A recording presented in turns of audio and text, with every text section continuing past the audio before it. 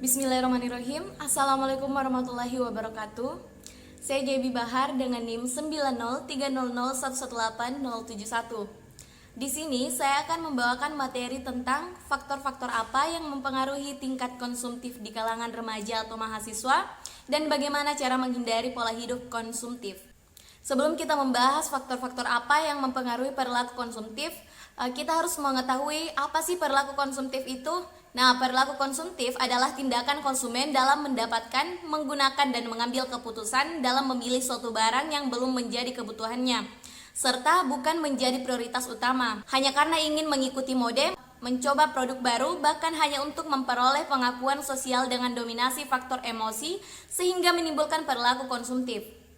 Faktor-faktor yang mempengaruhi perilaku konsumtif ada dua, yaitu internal dan eksternal. Faktor eksternal atau lingkungan. Perilaku konsumtif dipengaruhi oleh lingkungan di mana ia dilahirkan dan dibesarkan.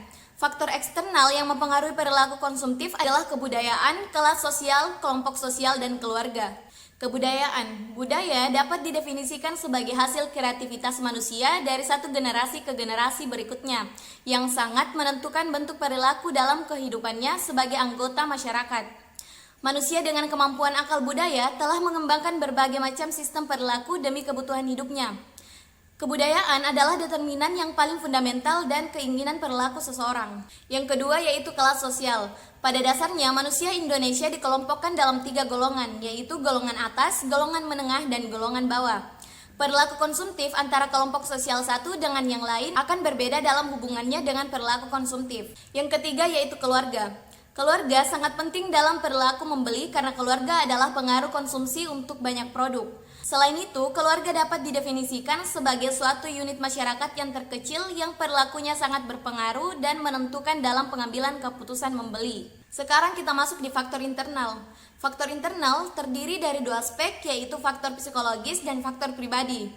Yang pertama yaitu faktor psikologis. Nah, faktor ini sangat mempengaruhi seseorang dalam bergaya hidup konsumtif, yaitu yang pertama motivasi. Motivasi dapat mendorong karena dengan motivasi tinggi untuk membeli suatu produk, barang, atau jasa, maka mereka cenderung akan membeli tanpa menggunakan faktor rasionalnya. Yang kedua yaitu persepsi. Nah, persepsi berhubungan erat dengan motivasi. Dengan persepsi yang baik, maka motivasi untuk bertindak akan tinggi, dan ini menyebabkan orang tersebut bertindak secara rasional. Yang ketiga yaitu sikap pendirian dan kepercayaan. Melalui bertindak dan belajar, orang akan memperoleh kepercayaan dan pendirian. Dengan kepercayaan pada penjual yang berlebihan dan dengan pendirian yang tidak stabil dapat menyebabkan terjadinya perilaku konsumtif. Yang kedua yaitu faktor pribadi. Keputusan untuk membeli sangat dipengaruhi oleh karakteristik pribadi, yaitu yang pertama usia. Pada usia remaja, kecenderungan seseorang untuk berperilaku konsumtif lebih besar daripada orang dewasa. Remaja biasanya mudah terbujuk rayuan iklan, suka ikut-ikutan teman, tidak realistis, dan cenderung boros dalam menggunakan uangnya.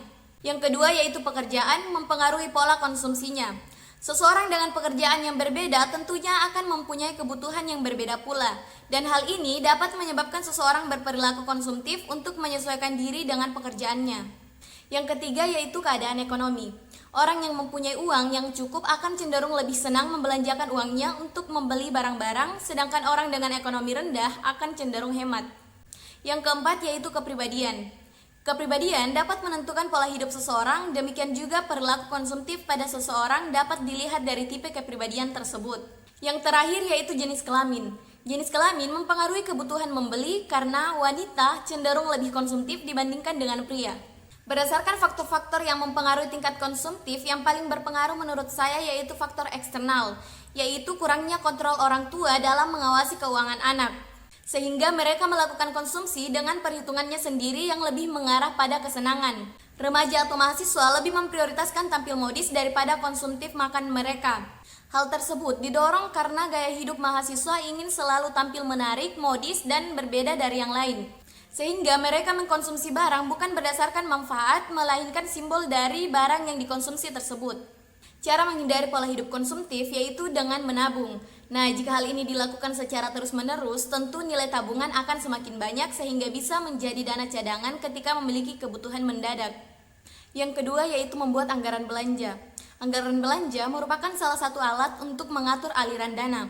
Dalam konteks ini, tentu saja yang menjadi fokus utama adalah perencanaan pengeluaran. Kebutuhan bisa mencakup harian juga bulanan. Setiap pengeluaran harus diatur dalam pos-pos yang jelas. Dengan demikian, anggaran yang disediakan untuk pemenuhannya juga bisa terpampang secara gamblang. Pembuatan anggaran belanja sekaligus bisa menentukan target pengeluaran. Yang ketiga yaitu prioritaskan kebutuhan. Nah, penting dipahami bahwa kebutuhan tidak sama dengan keinginan dan keperluan. Sederhananya, butuh selalu perlu, sedangkan perlu tidak selalu butuh. Jadi, kebutuhan memiliki derajat yang lebih tinggi daripada keperluan atau hanya sekedar keinginan. Nah, untuk beranjak dari perilaku konsumtif, prioritaskan kebutuhan. Jika kebutuhan telah terpenuhi, maka keinginan atau keperluan bisa dipenuhi ketika ada dana sisa. Yang keempat yaitu hindari pemakaian kartu kredit. Karena kartu ini sangat mudah untuk membujuk dan merayu berperilaku konsumtif dengan berbelanja berlebihan bahkan untuk barang-barang yang sebenarnya tidak dibutuhkan. Mudah, praktis, dan gengsi. Itulah iming-iming yang menggelitik psikologis manusia terutama yang hidup di perkotaan. Tanpa disadari, iming-iming tersebut justru menjerumuskan secara finansial karena penggunanya akan dibebani dengan tagihan sebesar dana yang digunakan plus bunga. Yang kelima yaitu kurangi belanja dan cuci mata di mal. Nah, jalan-jalan dan cuci mata di mal atau pusat perbelanjaan memang mengasihkan, namun akan berbahaya jika hal ini menjadi kebiasaan, maka lama-lama akan menguras kantong Anda. Mengapa? Cuci mata di pusat perbelanjaan berpotensi menimbulkan niat belanja yang tidak terduga dan terencana.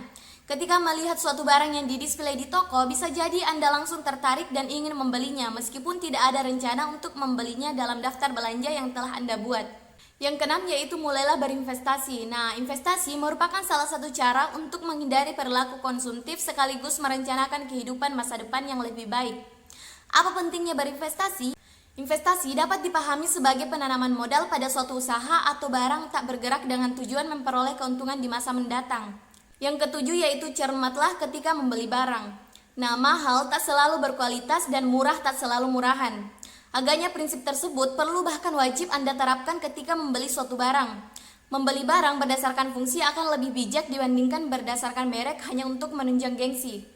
Yang terakhir yaitu beramal dan bersedekah. Nah, cara yang satu ini memang berbau religi namun tak kalah ampuh untuk mengubah perilaku konsumtif.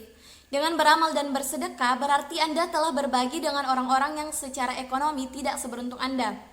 Pesan moralnya dengan bersedekah, memberikan sumbangan atau donasi ke lembaga-lembaga sosial seperti panti asuhan, panti jompo atau fakir miskin, Anda telah membantu meringankan beban mereka. Itulah tadi penjelasan dari saya, kurang dan lebihnya mohon dimaafkan. Wabillahi taufiq wal hidayah. Wassalamualaikum warahmatullahi wabarakatuh.